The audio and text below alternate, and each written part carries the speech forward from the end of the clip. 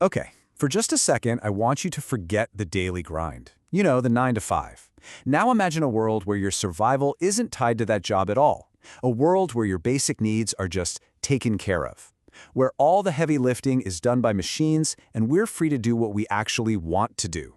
That's the super optimistic vision we're digging into today, the idea of a post-work paradise.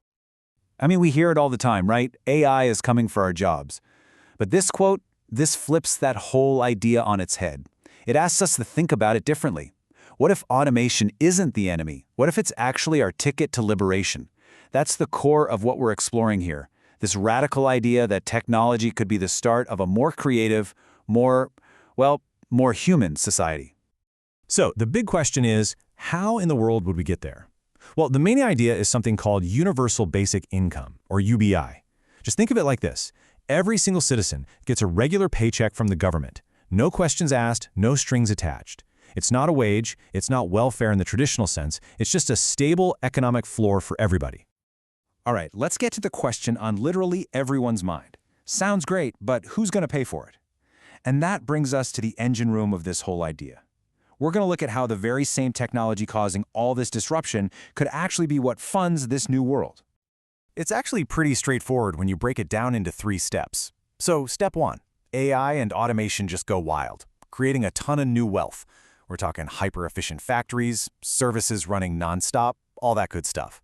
Step 2, we as a society tax that incredible productivity. And then step 3, that tax money gets funneled right back to every single citizen as their UBI. It's a neat little loop, right? The technology itself pays for the social safety net. So where does this tax money come from exactly?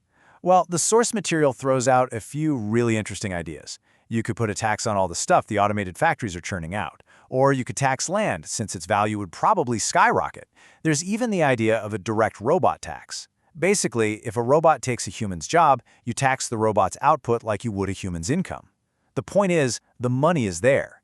The tricky part is just building the system to collect it and spread it around. Okay, so we've talked about the how, the nuts and bolts of the funding. Now let's get to the really fun part. What would life actually be like? What do we do all day when we don't have to work to survive? This is where things get really interesting. This really shows the massive shift we're talking about.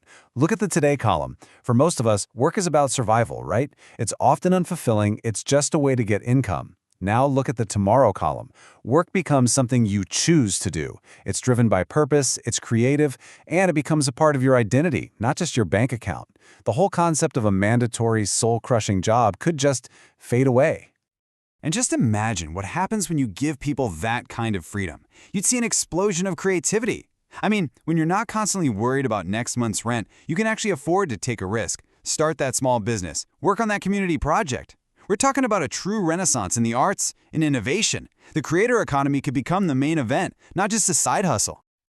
And let's not forget about one of the biggest benefits, our health. I mean, we've all felt it, right? That constant grinding stress about money. It's terrible for our mental and physical health.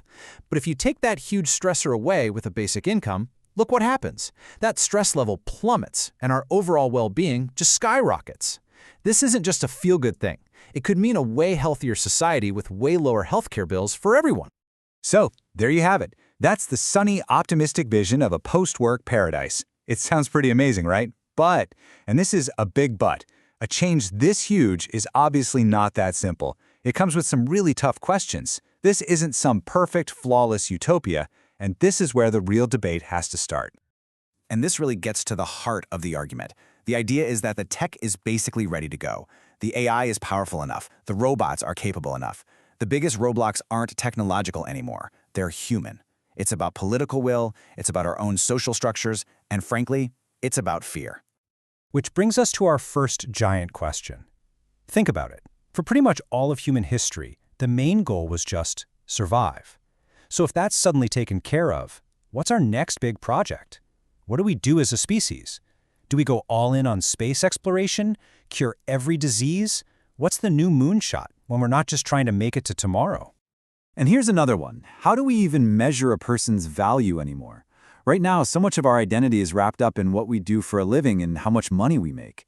In a world where that's not the main thing, how do we give people respect and status? What about the stay-at-home parent, or the artist, or the person who just volunteers all day? How do they get the recognition they deserve? Then you get into the nitty-gritty of who's actually in charge of all this. Should each country run its own UBI program? Because that could create some massive inequalities around the world. Or, since a lot of this wealth is going to be generated by huge global tech companies, should they be the ones to fund a UBI for the entire planet? That's a huge question. Okay, and here's a classic one, the incentive problem. It's a fair point. If everyone has their basic needs covered, who's going to do the tough, dirty, but necessary jobs? Who's going to collect the trash or fix the sewers? Do we have to start paying people a fortune to do those jobs, or do we just have to hope automation can handle literally everything? But let's end on a more inspiring thought. Just imagine for a second, if we could lift the weight of economic pressure off an entire generation of artists, musicians, and writers, what could they create? What incredible masterpiece is waiting to be made by someone who never had to waste a single ounce of creative energy worrying about paying rent? Now that is a future worth thinking about.